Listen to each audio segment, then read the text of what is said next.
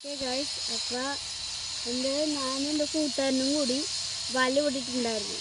അപ്പോൾ അത് എന്തായാലും നോക്കാൻ വേണ്ടി ഞങ്ങൾ ഇങ്ങോട്ട് വന്നു. ബാ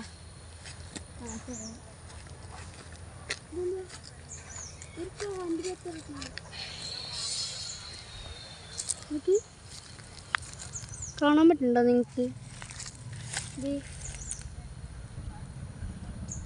കാണുന്നുണ്ടോ?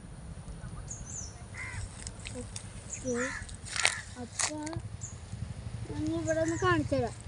ഇവിടെ ഫുള്ളൊന്ന് കാണിച്ചു തരാം.